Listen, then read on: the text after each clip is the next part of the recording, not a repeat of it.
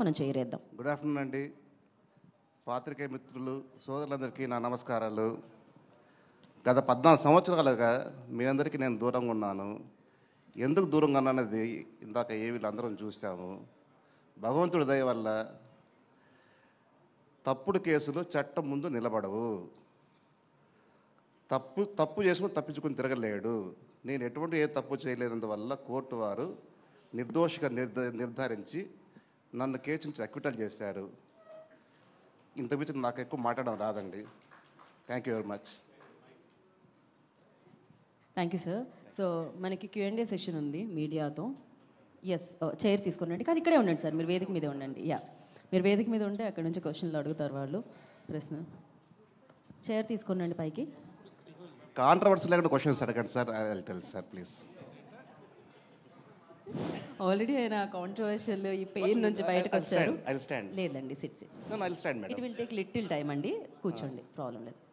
మీరు నిల్చొని కూర్చోండి. నేను వెళ్తాను సార్, నేను కూడా కూర్చుంటాను. I will go. Yeah sir.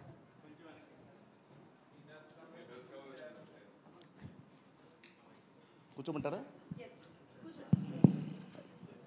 Thanks a lot madam. Ramesh garu చెప్పండి సార్. 78 రోజుల జైలు జీవితం, 14 సంవత్సరాల పోరాటం, నిర్దోషిగా బయటికి రావటం, ఈ పోరాటం అంతట్లో చేసి మిమ్మల్ని ఇంత ఇబ్బంది పెట్టినటువంటి వాళ్ళ మీద మీరు ఎలాంటి యాక్షన్ తీసుకోబోతున్నారు? మీరు ఎలాంటి న్యాయాన్ని కోరుకుంటున్నారు? నాకు ఎటువంటి కక్ష సాధింపు లేదండి. ఏది ఏమైనా కానీ చట్టపరంగానే పోరాడతా. చావు బతుకో చట్టపరంగానే చేస్తారు. అదే, ఈ చట్టంలో మీకు జరిగిన అన్యాయానికి మరి పోరాటం అనేది ఉండాలి కదా. ఎలా పోరాడబోతున్నారు ఇప్పుడు మరి? పోరాటం అంటే ఏదైనా త్రూ కోర్ట్ ఆఫ్ లా అండి. కోర్టు ద్వారా మళ్ళీ ప్రొసీడ్ అవుతారా మీరు? 100%. వీళ్ళ మీద జరిగిన దాని మీద పరువు నష్టం దావా వేయటం కానీ, మీకు జరిగిన దాని మీద న్యాయ పోరాటం చేయటం అనేటువంటిది కంటిన్యూ అవుతుందా? ఫ్యూచర్ కాన్సిక్వెన్సెస్ ఇంకా సో ఫార్ ప్లాన్ చేయలేదు sir. I have to plan sir.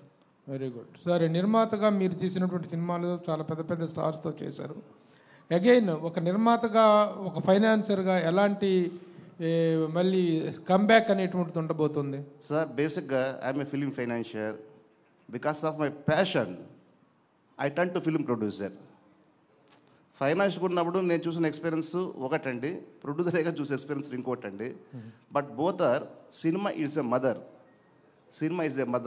Cinema నా తల్లి లాంటిది అనుకుంటా. సో అందువల్ల డెఫినెట్గా నేను అదే ఫీల్డ్లో ఉంటానండి, ఎక్కడికి పోను. నాకు 2 పిల్లలు, 2 అబ్బాయిలు. 2 అబ్బాయిలు కూడా 2 హీరోలకు చేశారు. 2 సినిమాల్లో హిట్లు అయినాయి. హిట్లు అయిన తర్వాత వాళ్ళ ప్యాషన్ వచ్చి they want to became a writer and director. So they are writing scripts now. They are going to direct the movies sir. నేను కూడా అలాగే సినిమాలు తీస్తాను, ఫైనాన్స్ చేస్తాను సార్. పెద్ద పెద్ద హీరోలు మీ సినిమాల్లో యాక్ట్ చేశారు, చాలా పెద్ద స్టార్స్ చేశారు. ఈ కష్టకాలంలో, ఈ 14 సంవత్సరాల పోరాటంలో మీ వెనక మేము ఉన్నామని నిలబడిన వాళ్ళు ఉన్నారా? అసలు మీ మీద కేసు వేసిన వాళ్ళు ఇండస్ట్రీకి సంబంధించిన వాళ్ళ, బయట వాళ్ళ? బయట వాళ్ళు వేశారు సార్, సినిమాకి సంబంధం వాళ్ళు కాదు. కానీ సారీ టు సే సార్, ఏ ఒక్క సపోర్ట్ లేదు.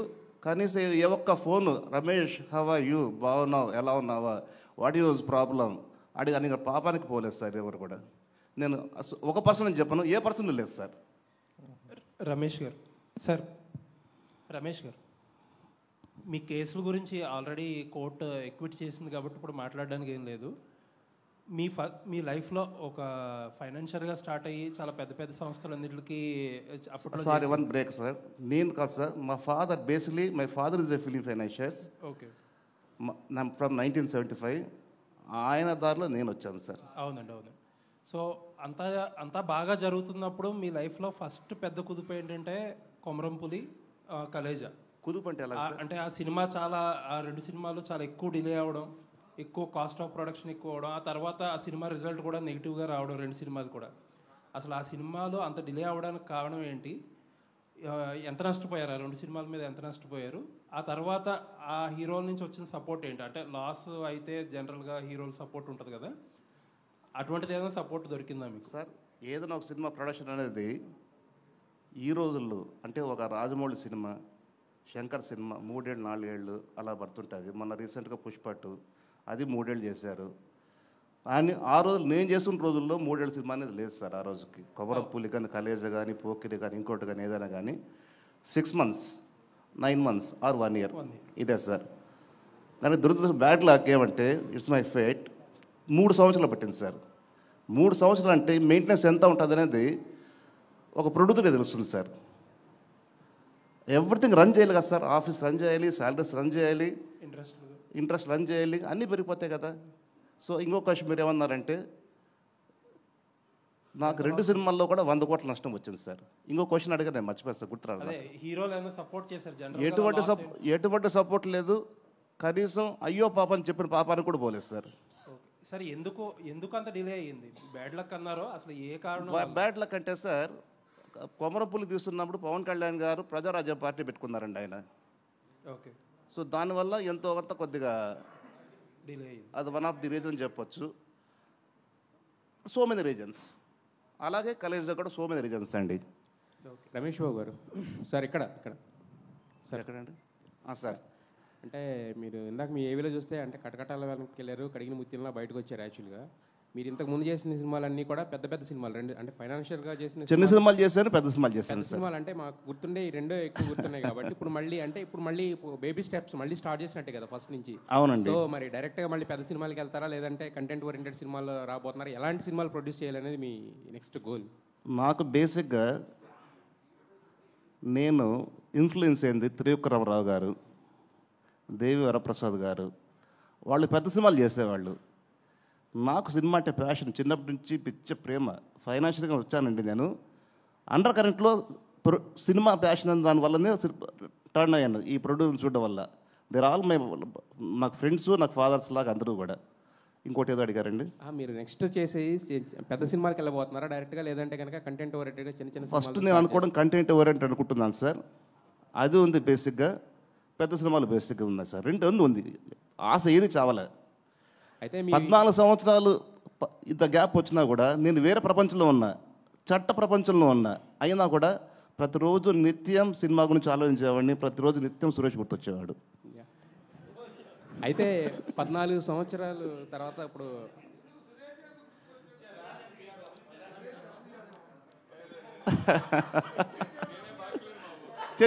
అది కాదు.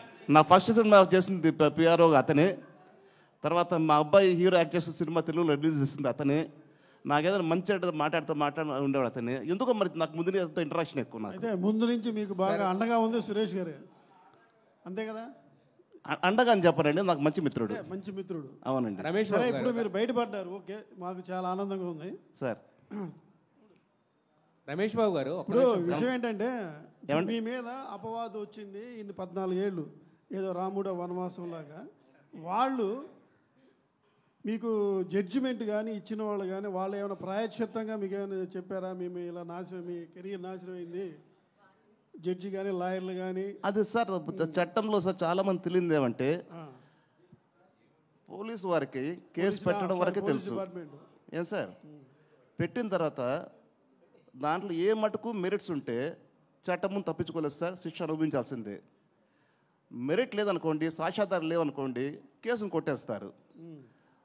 బట్ మన ఇండియన్ పీనల్ కోర్టులో ఏమంటే 14 ఏళ్ళు జీవితం పోయింది. అవును. దాని కాంపెన్సేషన్ ఎవరేమి ఇవ్వలేదు సార్, చట్టం లేదు దానికి. సారీ అని చెప్పారు ఫైనల్గా ఏమన్నా? మేము ఎవరు కోర్టు ఎందుకు సారీ చెప్తుంది సార్? పోలీసు కానీ వ్యవస్థ ఇప్పుడు మీ మీద వాదించి తప్పుడు కేసు బనాయించింది సార్. మన సినిమాలు చూస్తుంటాం కదా సార్, నా కెరియర్ హీరోని ఇలా చేస్తే వాడు ఏదో చేయడం, వ్యవస్థల మీద పోరాటం అనేది మీకు అనిపించలేదా? ఖచ్చితంగా వ్యవస్థ సార్. సార్ ఒక్క అబద్ధపు కేసు పెట్టినందువల్ల 14 సంవత్సరాలు పోలీస్ ఇన్ఫ్రాస్ట్రక్చర్, కోర్ట్స్, జడ్జెస్ ఎంత టైం వేస్ట్ అండి. అవును, పోయింది కదా సార్. మరి దాన్ని మనం ఏం చేయలేదు సార్. కొత్త చట్టం తేవాలి, గవర్నమెంట్ కొత్త చట్టం తెస్తే. అదే మీరు కొత్త చట్టం వస్తే నా మీద కాదు సార్. ఇలాంటి వాళ్ళు చాలా మంది ఉన్నారు, మీరే కాదు, ఇలాంటి వాళ్ళు చాలా మంది ఉన్నారు తప్పుడు కేసులు వేసి. అయితే వీరి వెనకాల ఏదైతే 11 కోట్లు ఏదో మీ మీద అపవాదం ఏదో పెట్టారు కదా, 14 కోట్లు మోసం చేశానండి. దాని వెనకాల నేను చెప్తాను. ఎవరన్నా ఇండస్ట్రీ పెద్దల హస్తం ఉందా, లేకపోతే పెట్టుబడిదారుల హస్తం ఉందా? చెప్తాను సార్. 14 కోట్లు మోసం చేశారని చెప్పి ఒక కేసులో అభియోగం సార్. నాకున్న స్థలాన్ని మహాబలిపురంలో 10 ఎకరాలు ఉందండి, heart of the bit, 6 track roads 3 రోడ్లు వైపు ఉంది. ఆ స్థలాన్ని నేను ఒక వ్యక్తికి అమ్మినానని, ఆ వ్యక్తి నుంచి ఇంకో వ్యక్తికి అమ్మానని, ఇంకో వ్యక్తికి అమ్మానని, 25 మందికి అమ్మానని చెప్పి అభియోగం పెట్టి కేసు పెట్టారు సార్. సుదీర్ఘంగా న్యాయ విచారణ జరిగింది సార్. కోర్టు వారు నిర్దోషిత చేసి నన్ను వదిలేశారు సార్. రమేష్ బాబు గారు యాక్చువల్గా పాప ఏమండి, good question. As and today properties in my name only, that I'm in the position. Yes sir, 14 సంవత్సరాలు మీరంటే న్యాయపరంగా పోరాటం చేస్తూ ఎంత ఇదిలో ఉన్నారు కదా. సో వెనకమాల టైటిల్ చూస్తే విధి వంచనకి తల వంచన ధైర్యం అని చూస్తే ఏంటంటే బేసిక్గా ఈ హీరోలకు ఉండే ట్యాగ్ లైన్ లాంటిది అది. కరెక్ట్ కదా. సో యా, సో మరి ఈ 14 సంవత్సరాలు అంటే ఒక అనుకోని మీరు హ్యాపీగా వెళ్తున్న మీ లైఫ్లోకి ఒక హడ్డీలు వచ్చి ఒక ట్విస్ట్ లేగా అది 14 సంవత్సరాలు ఇదయ్యి మళ్ళీ తర్వాత నిర్దోషిగా బయటకు వచ్చారు కదా. సో మీ స్టోరీయే ఒక సినిమా కథలా ఉంది, ట్విస్టులతో కూడిన సినిమా కథ. ఒక సినిమా కాదండి, వెబ్ సిరీస్ చేస్తే నంబర్ ఒక దగ్గర ఒక 1000 సీరియల్స్ పెట్టచ్చు. అదే వెబ్ సిరీస్ చేస్తే. వెబ్ సిరీస్ చేస్తారా, సినిమా చేస్తారా? కాదండి, ఇప్పుడు మీరంటే నా మీద ప్రేమ దగ్గరకు వచ్చారు, వింటున్నారు. ఈ సోది పబ్లిక్ వింత కదా సార్. సార్ మీరు మీ నాన్నగారు చాలా సీనియర్ మోస్ట్ ఫైనాన్షియర్, ప్లస్ మీరు కూడా ఫైనాన్స్ రంగంలో ఉన్నారు, ఇప్పుడు నిర్మాత కూడా ఉన్నారు. అవునండి. ఫైనాన్స్ బిజినెస్ ఎంతవరకు లాభదాయకం, కానీ అది ఏ ఉద్దేశంతో మీరు కంటిన్యూ చేస్తున్నారు? సార్, ఫైనాన్స్ బిజినెస్ అనేది పాత రోజుల్లో మేము సంపాదించింది పైకి వచ్చింది కూడా ఫైనాన్స్ వల్లనే సార్. నిజంగా చెప్పాలంటే ఇండస్ట్రీలో వచ్చినంత సోకాల్డ్ పీపుల్ ఎవరైనా సరే, ఏ ట్రేడ్ అయినా సరే, 100 కోట్లతో లక్షలతో వచ్చిన వాళ్ళు ఎవరు డబ్బు సంపాదించలేరు, పోగొట్టుకొని వెళ్ళారు. వచ్చిన ఇవాళ గొప్పవాళ్ళు ఎవరైనా సరే, మీరు కావచ్చు, ఇంకోరు కావచ్చు, ఎవరైనా కావచ్చు, ఇక్కడికి వచ్చి సంపాదించుకున్న వాళ్ళే. సినిమా తల్లి, సినిమా మదర్ పెంచి పోషించిందండి. ఎవరు నిన్న పేరు వీళ్ళు వాళ్ళని చెప్పండి సార్, ఎవ్రీబడి ఇంక్లూడింగ్ మీ. సార్, ఇదివరకు ఫైనాన్స్ వ్యాపారానికి ప్రజెంట్ ఫైనాన్స్ వ్యాపారానికి ఎలాంటి చేంజెస్ వచ్చినాయి? ఇప్పుడు ఫైనాన్స్ చేయడం అనేది ఎలా ఉంది? సార్, ఒకప్పుడు నేను చేసి 2010 ఆ రోజుల్లో అంటే 14 ఏళ్ళు అయిపోయింది కదండి. అప్పటికి ఓ విధంగా చెప్పాలంటే ఇంత ఎక్స్పీరియన్స్ ఉంటున్న నాకే సినిమా మేకింగ్ గ్యాంబ్లింగ్ లాగా అనిపించింది. It's purely gambling. ఆ గ్యాంబ్లింగ్ వల్లనే కదా సార్ 100 కోట్లు పోయింది 2 సినిమాల్లో. ఏమండి, ఇంకేదో అడిగారు. ఇప్పుడు ప్రజెంట్ బాగుందని వింటున్నాను నేను. ప్రజెంట్ బాగుంది, ప్రొడ్యూసర్కి 10 రూపాయలు మిగులుతుందని చెప్పారని అంటున్నారు బయట. సార్ రమేష్ బాబు గారు సార్ ఇక్కడ సార్ రమేష్ బాబు గారు, ఈ 14 సంవత్సరాల్లో మీరు కోర్టు కేసు వలన దూరంగా ఉన్నారు అంటున్నారు. మీరు బాగా నమ్మిన మీ సినిమాని దూరంగా. సో ఇప్పుడు నేర్చుకున్న గుణపాఠం ఏంటి? రేపు ఎలాంటి భవిష్యత్తులో ఎలాంటి స్టెప్స్ తీసుకోబోతున్నారు? సార్, నేర్చుకున్న గుణపాఠం అంటే అండి, డైరెక్టర్ డేట్లు ఇచ్చాడు కదా, హీరో డేట్లు ఇచ్చాడు కదా, కథ రెడీ ఉంది కాదండి. Each and every craft 24 crafts నీ గ్రిప్లో ఉంటేనే సినిమా లాంటి ఇంట్లో కూర్చో అనే ఫీలింగ్లో నేను ఉన్నాను సార్. ఎందుకంటే నేను తప్పులు చేస్తాను కాబట్టి I have to accept my own mistakes. భవిష్యత్తులో ఏం చేద్దాం అంటే మీ పిల్లల్ని సార్, పిల్లలు అనేది పెద్దవాళ్ళు అయ్యారు, వాళ్ళ ట్రాక్ వాళ్ళది.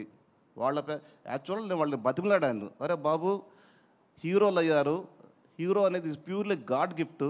నేను కాలేని హీరో, మీరు కాలే హీరో, సురేష్ కాలే హీరో. ఏమండి,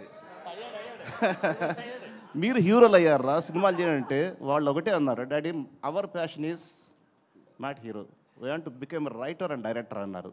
గో హెడ్ అని చెప్పి. సో వాళ్ళు ఆ ప్రాసెస్లో వాళ్ళు ఉన్నారండి. వాళ్ళ గోళ వాళ్ళది, నా గోళ నాది. రమేష్ గారు, కలేజా సినిమాకి సి కళ్యాణ్ గారు వన్ ఆఫ్ ది పార్ట్నర్ కాదండి. మధ్యలో అయినా ఎంటర్ఫియర్ అయ్యి నేను పూర్తి చేస్తాను సినిమా అని చెప్పని మధ్యలో ఎంటర్ఫియర్ అయిన సినిమాను పూర్తి చేశారు, నా డబ్బుతో తప్పిస్తే ఆయనకు ఎటువంటి సంబంధము లేదండి. మీ కష్టాల్లో ఉన్నప్పుడు ఆయన సపోర్ట్ ఏమైనా ఉందండి?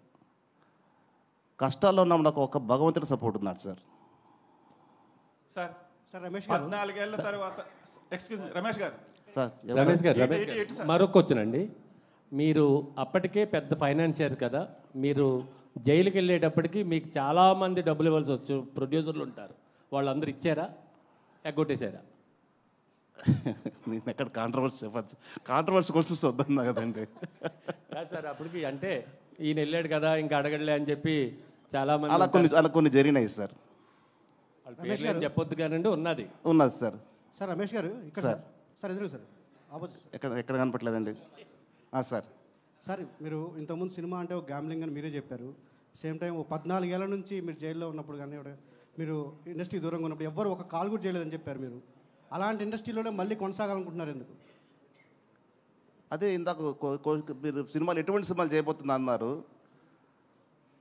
కథనే హీరో అండి. కథనే నమ్ముకొని సినిమాలు చేస్తాను. కథనే నా హీరో సార్. ఇది సార్. అంటే సినిమా ఇండస్ట్రీ నుంచి మీకు ఎలాంటి సపోర్ట్ లేదన్నారు కదా. సో సినిమా అంటే సపోర్ట్ ఆ మాట అనట్లేదండి. ఎవరో కాల్ చేయలేదన్నారు కదా కనీసం. ఎవరు మీకు సపోర్ట్ చేయలేదా? ఎవరు మీకు ఫోన్ చేయాలి? నాకు ఎవరు సపోర్ట్ చేయలేదు, ఎవరు కాల్ చేయలేదా? సినిమా ఇండస్ట్రీ అనలా. Sorry, cinema industry, cinema is the mother sir. Cinema industry comment చేయకూడదు. I not accept that. Cinema అనేది ప్యూర్లీ మదర్. తల్లి మనకు అన్నం పెడతారు సార్ 3 పూట్ల. అలాగా సినిమా ఇండస్ట్రీ. సార్ ఇమ్మీడియట్గా ఏమైనా ప్రాజెక్ట్ అనౌన్స్ చేయబోతున్నారా? Chances are there sir. ఏమైనా చర్చలు జరుగుతున్నాయా? ఫైనల్ జరుగుతున్నాయి sir. Okay sir, all the best. Thank you very much అండి. సార్ మీరు సినిమాలు నిర్మాణం చేసిన టైంలో అంటే కొంతమంది సినిమాకి సంబంధం లేని వాళ్ళు అంటే కొన్ని అసాంఘికపరమైన కార్యక్రమాలు కూడా అంటే ఆ టైంలో జరిగాయి సార్. అంటే మీ సినిమా రిలీజ్ టైము ఇన్వాల్వ్ అవ్వడం వల్ల అంటే వాళ్ళ అంటే తెలుసో తెలియక వాళ్ళ పరంగా ఏమన్నా మీ కేసులో? సార్ వాస్తవంగా ఏదో ఒక చోట ఏదో ఒక ఇన్సిడెంట్ జరిగితే ఆ ఇన్సిడెంట్ తీసుకొచ్చి ఈ తప్పుడు కేసులో దాన్ని బనాయించి అదిగో పులి ఇదిగో భూతం అని చూపించి కేసు పెట్టారు. అందువల్లనే సెన్సేషనల్ అయింది. అందువల్లనే 14 ఏళ్ళు కోర్టు విచారణ జరిగింది. అందువల్లనే 75 రోజులు జైల్లో కూర్చున్నాను. తీరా చూస్తే ఏమీ లేదండి సార్. అక్కడ నథింగ్ ఇస్ దేర్ సార్. ఇది ఆ రోజు అనుకున్నారు రమేష్ బాబుకి తిరిగి రాడు, మొత్తం జైలు జీవితం అన్నారు. ఇవాళ మీ అందరి ముందు కూర్చున్నా కదా సార్. అంటే కాకతాళీయంగా జరిగిందో లేకపోతే అది ఎలా తెలియదు సార్. సేమ్ మీరెలా అయితే బయటకు వచ్చారో అంటే ఆ కేసులో ఉన్న పర్సన్ కూడా రీసెంట్గా బయటకు వచ్చి ఆయన కూడా సంబంధం లేదు సార్. అదే చెప్తున్నా కదా సార్. ఎక్కడో భూతము దయ్యము పిశాచి అంటే దాన్ని తీసుకొచ్చి దానికి లింక్ పెట్టి ఉన్నది లేనిది ఉన్నది చేసి పెద్ద చేస్తారు సార్. అంటే సార్ అప్పట్లో ఒక వార్త ఎక్కువ వైరల్ అయిపోయింది. ఓపెన్ అడగండి సార్. మీకు మద్దెల చెరువు సూరి గారికి భాను గారికి సంబంధాలు ఉన్నాయి, అందుకే సింగమల రమేష్ని అరెస్ట్ చేశారని చెప్పి అప్పట్లో ఓ టాక్ అయితే నడిచింది వాళ్ళు.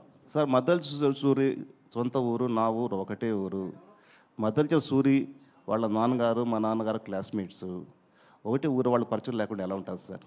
అదే క్లారిటీ కోసం అంటే ఈ కేసు దానివల్ల అది చాలా మంది పరిచయం ఉంటారు. మా సొంత ఊరు వాడు సార్. ఇప్పుడు ఎలా చెప్పాలి? 13 ఏళ్ళ కింద 15 ఏళ్ళ కింద సురేష్ నాకు సహాయం చేశాడు. ఈరోజు సురేష్ పేరు నేను చెప్పుకుంటా. చూసారా, సురేష్ వదలట్లేదు నేను. ఏమండి అది సురేష్ అడగ. సురేష్ పరిచయమా? సూరి నాకు అసలు పరిచయం లేదు.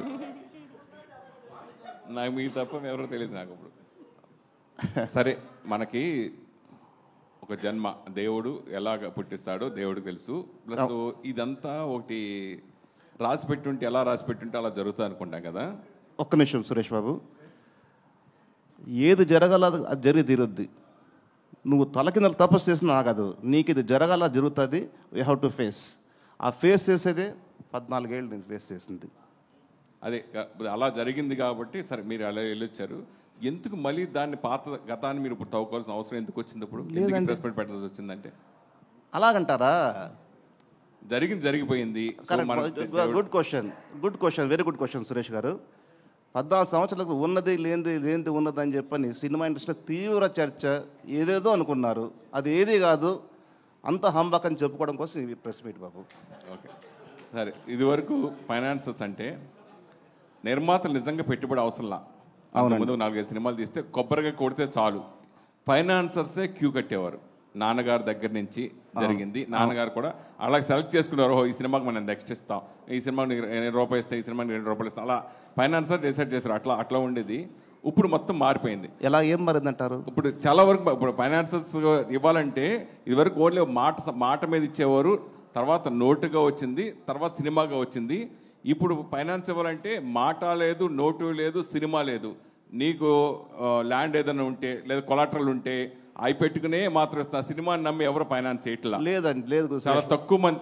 అంటే ఇప్పుడు జరుగుతుంది. అంటే పెద్ద సినిమాల వరకు ఓకే, పెద్ద పెద్ద స్టార్స్ వరకు మిగతా సినిమాల వరకు ఏది అసలు అవకాశం లేదు. ఇదివరకు చిన్న సినిమాకు కూడా నిర్మాత మీద నమ్మకంతో మాట మీదో నోటి మీదో సినిమా మీద ఇచ్చేవారు. ఇప్పుడు అంత మారిపోయింది కదా. ఈ సిచ్యువేషన్లో మళ్ళీ ఫైనాన్స్ మారిన మాట వాస్తవం సురేష్ బాబు గారు.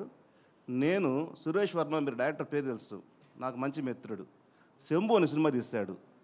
ఆ రోజుల్లో 25 lakhs ఇచ్చాను నేను. నాకు అనా పైసా కట్టలే. అతనితో లేదు, పరిస్థితి బాగలేదు. మరి ఓకే డన్, థ్యాంక్ యూ, కట్టలేనన్నా అన్నాడు. ఓకే అన్నాను. ఈరోజు మీరు అన్నట్టు పెద్ద సినిమాలకి నోటి మాట చాలు, పత్రం కూడా అవసరం లే, డబ్బులు ఇచ్చేస్తారు.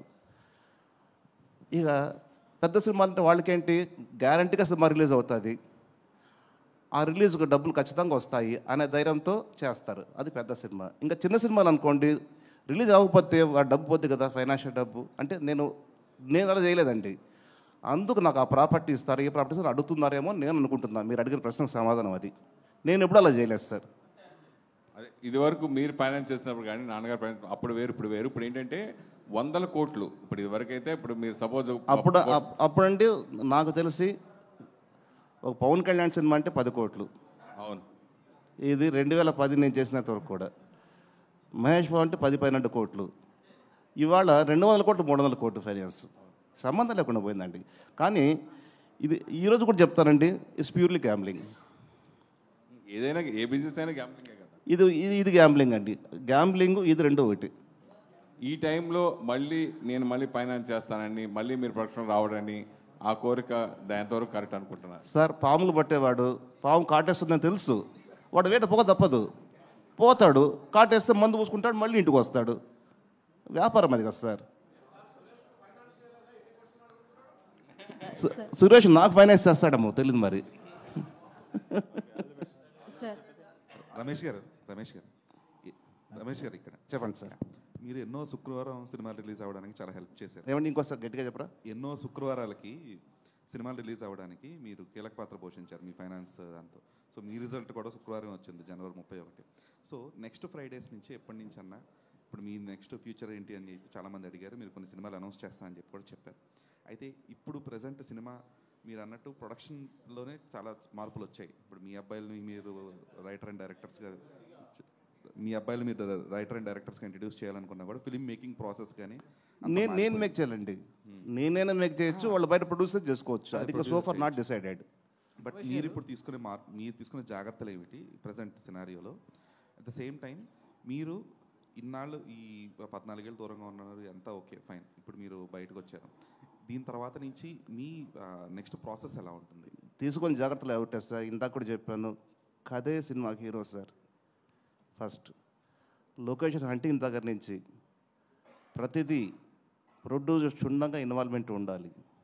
నాకు తెలిసి ఇవాళ ప్రొడ్యూసర్లు లేదు, నేను కూడా లేదు, ఉన్నవాళ్ళు కూడా అంతగా లేరు అనుకుంటున్నా. ప్రొడ్యూసర్ అన్న పాత రోజుల్లో ఓల్డెన్ డేస్లో I think 35-40 years before morning 6 o'clock మొత్తం యూనిట్ వస్తే అతను చైర్లో కూర్చునేవాడు. అలా ఉండి చేయగలిగితే సినిమా చేయగలరు సార్. నేను అలాగే చేస్తా, భవిష్యత్తులో చేస్తా, లేకపోతే సినిమాలు నేను చేయను సార్. ఎందుకంటే దెబ్బతిన్న ప్రాణం సార్. కొత్త దెబ్బలు తినే ఓపిక నాకు లేదు సార్. రమేష్ గారు ఇక్కడ రమేష్ గారు సార్. రమేష్ గారు అంటే మీరు కష్టాల్లో ఉన్నప్పుడు ఇండస్ట్రీ నుంచి ఒక ఫోన్ కాల్ లేదు, ఒక భరోసా లేదన్నారు. సో ఇప్పుడు మళ్ళీ కంబ్యాక్ వచ్చారు, మరి ఇండస్ట్రీ నుంచి ఇండస్ట్రీ నుంచి అనలేదు సార్. నేను ఇండస్ట్రీ నుంచి అనలే. మీకు తెలిసిన వాళ్ళు మీకు పరిచయం ఉన్న వాళ్ళ నుంచి అని అడిగారు. పరిచయం ఎవరు ఫోన్ చేయలేదు నాకు. ఇండస్ట్రీ నుంచి అనలేదు. ఇండస్ట్రీ కామెంటే చేయండి సార్. ఎన్నిసార్లు అన్నా కూడా నేను ఒకటి చెప్తాను, ఇండస్ట్రీ ఇస్ మై మదర్, తల్లి లాంటిది. ఇండస్ట్రీని కామెంటే చేయకూడదు. ఇంతమందిని పోషిస్తుంది కదా సార్. మళ్ళీ అలాంటి మా మదర్ నిన్ను అక్కడ చేర్చుకుంటుంది అనుకుంటారు. ఎందుకంటే కష్టాల్లో ఉన్నప్పుడు ఎన్నో ఆటుపోట్లు అధిగమించారు, ఇప్పుడు ఎంతో కొంత మళ్ళీ ఆర్థికంగా నిలదొక్కుకోవడానికి మళ్ళీ వచ్చారు.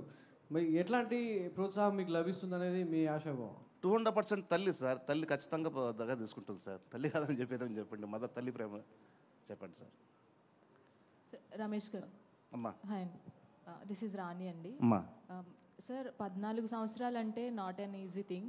అమ్మా ఒక జీవితకాలమే కోల్పోయినట్లు. కానీ మీరు ఈ 14 సంవత్సరాల్లో చాలా చూసుంటారు. బయట నుంచి ఎన్ని వస్తున్నా కానీ అవి తట్టుకోవాలి, వాటిని తట్టుకుంటూనే ఫ్యామిలీని కూడా మేనేజ్ చేస్తూ వాళ్ళకి ధైర్యం ఇస్తూ ఉండాలి. సో మీరు ఈ సిచ్యువేషన్స్ని ఎలా తట్టుకోగలిగారు? సో వాళ్ళకి ఎలా ధైర్యం చెప్పగలిగారు? కేవలం భగవంతుడి భారం వేయడం, మనోధైర్యంగా ఉండడమేనమ్మా. వేరేం లేదు. ప్రతిదీ కూడా ఆచితూచి ఆలోచించి పనిచేయాలి, ఒళ్ళు దగ్గర పెట్టుకొని పనిచేయాలి. అదమ్మా. సార్ రమేష్ గారు ఇక్కడ సార్. సార్ ఇప్పుడు మీరేంటి అని అంటే మీ జీవితం అనేది ఒక పుస్తకం సార్. అంటే ఎన్నో రకాలుగా అన్ని రకాలుగా అనుభవించారు అనమాట, ఎన్నో చూశారు, ఎన్నో అవకతవకలు ఎదుర్కొన్నారు సార్. అసలు ఒక మనిషి, సాధారణ మనిషి సినిమా ఇండస్ట్రీలో చూడని పరిస్థితి నేను చూశానండి. Okay sir. What is meant by life అంటే ఏం చెప్తారు sir? Me what is meant by life అంటే ఏం చెప్తారు? అర్థం కాలండి. జీవితం అంటే ఏంటి అని అంటే ఏం చెప్తారు? జీవితం అంటే ఏముంది సార్, జీవితం అంటే జీవితం సార్, అంతే. అంటే మీ ఉద్దేశంలో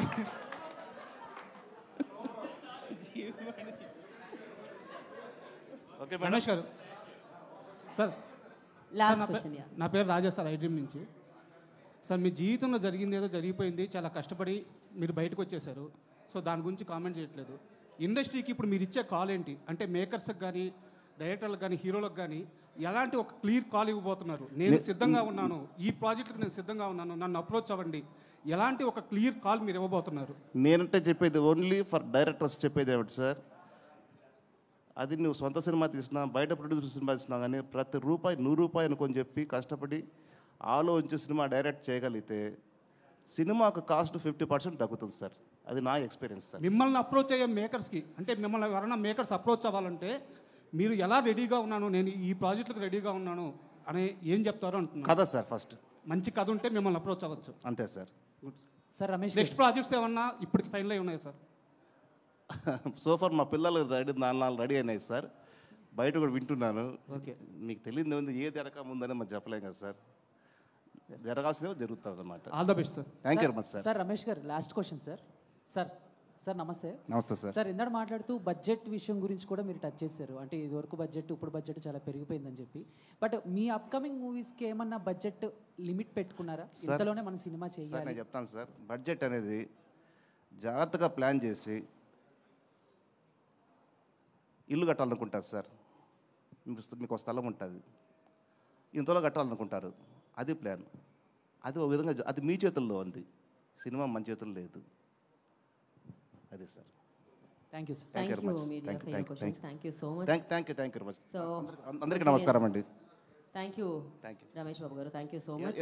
ఏదైనా తప్పు మాట్లాడంటే కైండ్లీ అపాలైజ్ మీ. లేదండి, మీరు మీ జీవితం నుంచి వచ్చిన అనుభవంతో కూడిన ఆన్సర్స్ ఇచ్చారు కాబట్టి అసలు ఎలాంటి తప్పు కాదు. So thank you so much. And మీరు బెస్ట్ని చూశారు, వర్స్ట్ని చూశారు, ఇప్పుడు స్ట్రాంగ్గా నిలబడతారు. అండ్ ఇక్కడ నుంచి అంతా మీకు మంచి జరగాలి మనస్ఫూర్తిగా. Thanks for your blessings ma'am. Thank you so much. And thank you media for your support. Thank you media everybody. మరొక ప్రెస్ మీట్ లో కలుసుకుందాం మనం రమేష్ బాబు గారితో. మరొక ప్రెస్ మీట్ లో కలుసుకుందామండి, సినిమా ఈవెంట్ లో కలుసుకుందాం. yes అండి. థ్యాంక్ యూ అండి. థ్యాంక్ యూ అండి.